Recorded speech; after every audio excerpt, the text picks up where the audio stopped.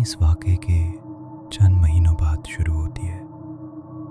वो कमरा जहां एनाबेल को रखा गया था दोबारा सेल कर दिया गया।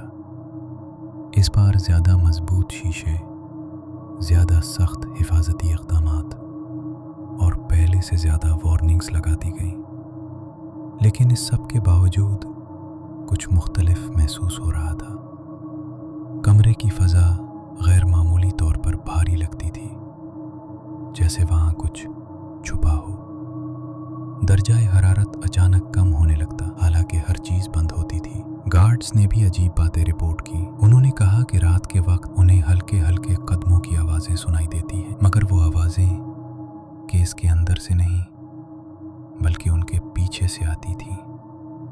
एक रात एक सिक्योरिटी गार्ड ने सीसीटीवी फुटेज चेक की। शुरू में सब कुछ बिल्कुल नॉर्मल लग रहा था, लेकिन अचानक सिर्फ एक लम्हे के लिए कैमरा ग्लिच हुआ।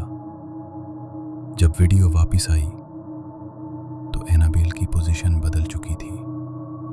अगली सुबह केस को चेक करने के लिए खोला गया। गुड़िया तो अपनी जगह मौजूद थी, लेकिन एक चीज गायब थी। वो छोटा सा लकड़ी का क्रॉस जो केस के साथ रखा गया था कहीं नजर नहीं आ रहा था। इसी लम्हे से हालात मजीद खराब होने लगे। इमारत में मौजूद लोगों को ऐसा महसूस होने लगा जैसे कोई उन्हें देख रहा हो। दरवाजे खुद ब खुद बंद होने लगे और खाली कमरों में सरगोशियां सुनाई देने लगी। मध्यम, बिगड़ी हुई और गैर इंसानी आवाजें। बिलाखिर एक पादरी को बुलाया गया। वो कमरे में दाखिल हुआ, मगर अंदर कदम रखते ही रुक गया।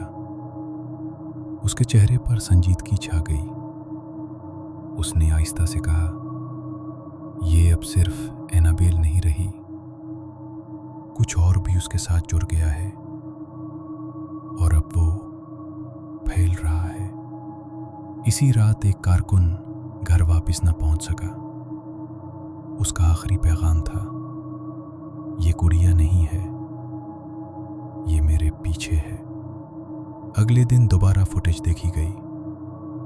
इस बार कैमरा ग्लिच नहीं हुआ। सब कुछ वाज़ेह नजर आ रहा था।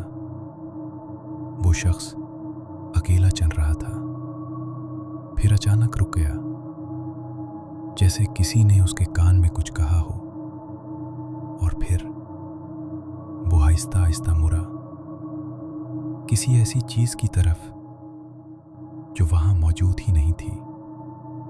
और फिर स्क्रीन मुकम्मल स्याह हो गई।